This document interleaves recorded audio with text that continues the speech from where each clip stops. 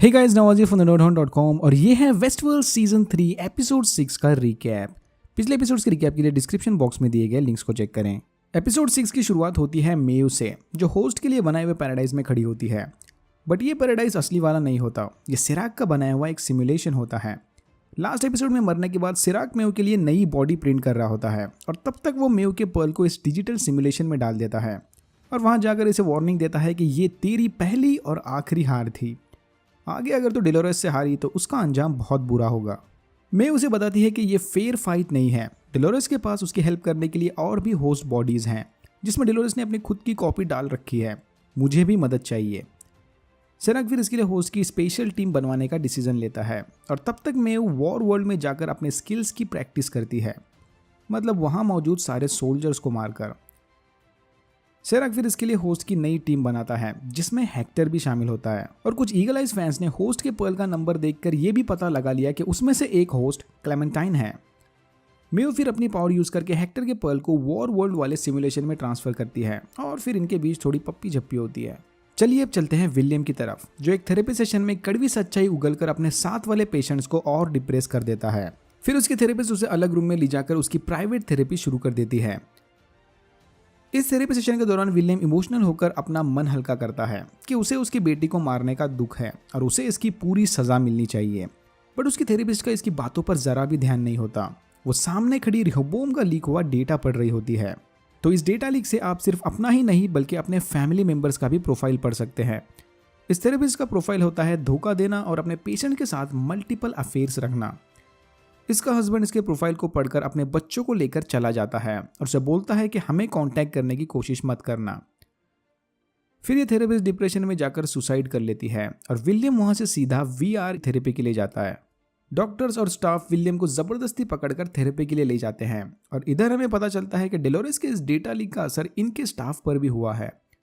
लोग धड़ाधड़ वहां से भाग रहे होते हैं और इनके पास स्टाफ का जबरदस्त शॉर्टेज होता है।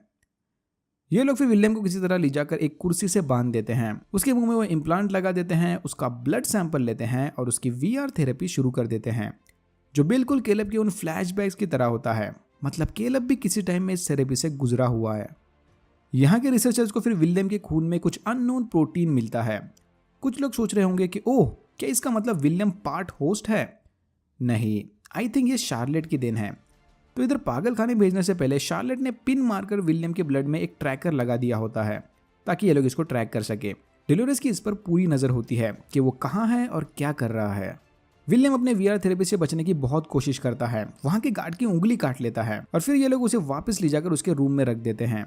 बट जल्दी हम समझ जाते हैं कि ये भी इसके वीआर थेरेपी का पार्ट है और विलियम अब भी उस चेयर से बंधा हुआ है।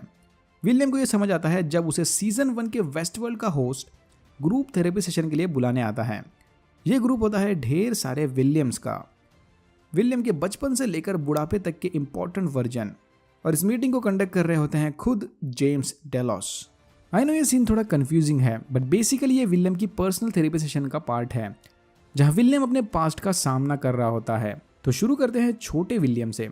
विलियम ने अपने दिमाग में एक ऐसी छवि बनाई होती है कि उसका बाप एक अल्कोहलिक अब्यूजर था, बट उस सिचुएशन से लड़कर विलियम बड़ा हुआ।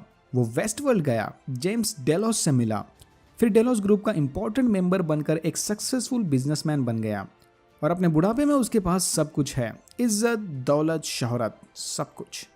बट इस थेरेपी में हमें विलियम की सच्चाई पता चलती है। बचपन से ही विलियम एक साइको था और स्कूल में लड़ाई करके बच्चों के हाथ पांव तोड़ा करता था। इसके बाप के अल्कोहलिक होने के पीछे विलियम के इस बिहेवियर का ही हाथ था। विलियम जब बड़ा हुआ तो वेस्टवर्ल्ड जाकर एक रोबोट से प्यार कर बैठा और बाहर वाली अपनी असली जिंदगी की बैंड बजा दी। फिर उसने जेम्स डेलोस को अमर बनाने का सपना दिखाकर उसकी कंपनी हड़प ली और फिर से वेस्टवर्ल्ड जाकर मेज की तलाश करने लग गया।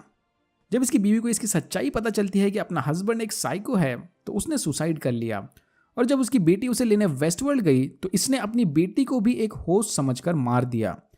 इधर जरा क्रोनोलॉजी समझिए आप। विलियम के दिमाग में बचपन से ही केमिकल लोचा था और जो ये हमेशा बोलता रहता है कि I didn't have a choice, I didn't have a choice, सच्चाई तो यह है कि ही ऑलवेज हैड अ चॉइस। बस उसने हमेशा टेढ़ा रास्ता चूज किया। विलियम फिर मन ही मन में अपनी गलती को समझ जाता है कि जो हुआ सो हुआ, अब मैं एक अच्छा इंसान बनूंगा, और फिर एक एक करके वहां बैठे सारे विलियम्स को मारने लगता है। मतलब मेटाफोरिकली स्पीकिंग ये इन्हें मारकर अपने पास से पीछा छुड़ा रहा है। फिर बर्नार्ड और एशली आकर विलियम को उसके वीआर थेरेपी से बाहर निकालते हैं और अपने साथ ले जाते हैं। सारे डॉक्टर्स विलियम को उस थेरेपी में डालकर अपने पर्सनल प्रॉब्लम सॉल्व करने भाग गए होते हैं। बट सवाल यह है कि बर्नार्ड और एशली ने विलियम को ढूंढा कैसे? मे बी उसके ब्लड ट्रैकर की मदद से, और may be, just may be, इसमें भी सेराक का हाथ है। अब बात करते हैं शार्लेट हेल यानी डिलोरिस के दूसरे वर्जन की, जो पर्सनालिटी ब्लीडिंग का शिकार होती है। तो बर्नार्ड के कहने के मुताबिक जब आप किसी होस्ट को दूसरे की बॉडी में डालकर उसे उस शख्स की भी मेमोरीज और फीलिंग्स दे देते हो, तो एक टाइम आता है जब इनकी ये दो अलग अलग पर्सनालिटीज आपस में मिलने लग जाती हैं। इन शॉर्ट, डिलोरिस का ये वर्जन अब धीरे धीरे अपने आप को शार्लेट हेल समझने लगी है और अपने फैमिली से सचमुच प्यार करने लगी है। होस्ट अगर चाहे तो इन इमोशंस को ब्लॉक कर सकते हैं, बट डिलोरिस और फोर्ड दोनों का मानना होता है कि ये फीलिंग्स ही उन्हें इंसानों जैसा बनाते हैं। तो इंसानों के बीच घुलना मिलना है तो ये फीलिंग्स को भी झेलना पड़ेगा। डेटा लीक के बाद शार्लेट अपने घर जाती है और फैमिली से मिलती है, जहां इसका हस्बैंड इसे बताता है कि डोंट वरी, मैंने हमारा प्रोफाइल नहीं पढ़ा, मैं नहीं भरोसा रखता कि एक मशीन हमारा फ्यूचर डिसाइड कर सकती है। मेरा मानना है कि हम अपने डिसीजंस खुद लेते हैं। भाई तुझे वो प्रोफाइल पढ़ लेना चाहिए था। शार्लेट फिर डेलोस को प्राइवेट बनाने वाली एक इमरजेंसी बोर्ड मीटिंग के लिए जाती है और जाने से पहले इसकी फैमिली को बोलती है कि कहीं मत जाना, मैं जल्द ही तुम्हें लेने वापस आऊंगी। डेलोस के बाहर सेराक के कुछ आदमी शार्लेट के साथ खड़े बोर्ड मेंबर को खुलेआम गोली मार देते हैं और इसे फोन थमा के बोलते हैं कि सेराक तुमसे कुछ बात करना चाहता है। सेराक फिर इसे बताता है कि वो थोड़ी देर में डेलोस पहुंचने वाला है, तब तक सारे बोर्ड मेंबर्स को कॉन्फ्रेंस रूम में इकट्ठा कर देना। सेराक फिर ऊपर कॉन्फ्रेंस रूम में जाकर डेलोस को खरीदकर अपने कब्जे में ले लेता है और नीचे एक फैसिलिटी में उसके लोग मेव और बाकी के होस्ट को प्रिंट कर रहे होते हैं। फिर डेलोस की बिल्डिंग में सारे लोगोस चेंज होकर इनसाइड के लोगो हो जाते हैं, मतलब इट्स ऑफिशियल नाउ। और फिर सेराक अनाउंस करता है कि सारे होस्ट के डेटा को डिलीट कर दो, वेस्टवर्ल्ड में मौजूद सारी होस्ट बॉडीज को जला दो और तुम्हारे इस थीम पार्क वाले प्रोजेक्ट को हमेशा हमेशा के लिए बंद कर दो। माना इसमें सेराक का करोड़ों का नुकसान होगा, बट वो कोई चांस नहीं लेना चाहता। क्या पता एक दिन डेलोरिस सारे होस्ट की फौज बनाकर इस पर हमला कर दे, इसलिए समय रहते ही इनको ठिकाने लगा दो। इसी के साथ सेराक एक और चीज की अनाउंसमेंट करता है कि वो जानता है कि इनके बीच डेलोरिस का भेजा हुआ एक होस्ट मौजूद है, तो जब तक सबका टेस्ट नहीं होगा कोई भी बाहर नहीं जाएगा। शार्लेट फिर कॉल करके न्यूज़ डेलोरिस को देती है, जो इसे बताती है कि तुझे किसी भी हालत में सेराक के डिलीट करने से पहले होस्ट का डेटा बैकअप करना पड़ेगा। शार्लेट फिर अपने फैमिली को कॉल करके बोलती है कि वो आधे घंटे में उन्हें लेने आएगी। ये फिर जाकर सर्वर रूम से होस्ट का डेटा बैकअप करती है और उसकी एक कॉपी डेलोरिस को भेजती है। सेराक फिर सबको वापस मीटिंग रूम में बुलाता है, जहां जाने से पहले शार्लेट अपने पर्स में एक गन और ये अजीब सा कैन रखती है। मीटिंग रूम में सेराक सबको बताता है कि मुझे वो गद्दार मिल गया, शार्लेट ही डेलोरिस का भेजा हुआ होस्ट है, क्योंकि असली शार्लेट ऐसे मौके पर कभी भी अपने फैमिली को कांटेक्ट करने की गलती नहीं करेगी। और यहाँ पर सेराक एक और हिंट देता है कि शार्लेट का भेजा हुआ होस्ट का बैकअप डेलोरिस तक कभी नहीं पहुंचा।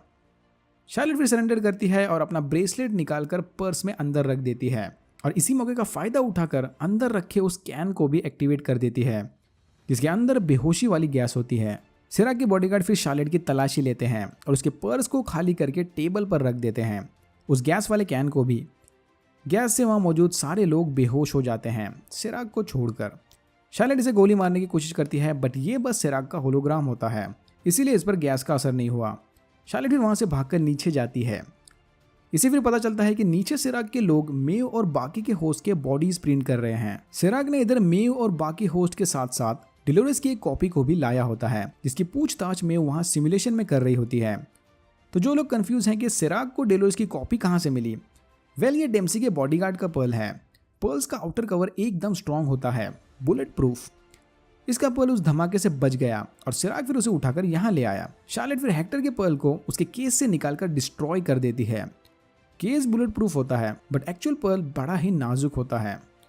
और फिर उधर सिमुलेशन में मेव के सामने खड़ा हेक्टर मर जाता है। मेव वहाँ मौजूद सीसीटीवी कैमरास को हैक करके देखती है कि ये काम डेलोरिस का है, मतलब बदला। सेराक के लोग शार्लेट को ढूंढ लेते हैं और इस पर गोलियां चलाने लगते हैं। शार्लेट फिर अपने उस रायट कंट्रोल रोबोट को एक्टिव करती है और इसका सहारा लेकर वहां से भागकर अपने घर चली जाती है।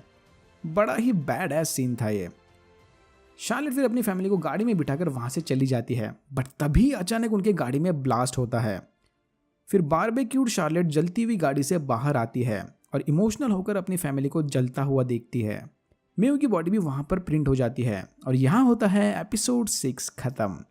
अगर आपको वीडियो अच्छा लगा तो please like, share and subscribe for more videos like this. मैंने ऐसे और भी वीडियोज़ बनाए जिनके लिंक्स आपको डिस्क्रिप्शन बॉक्स में मिल जाएंगे।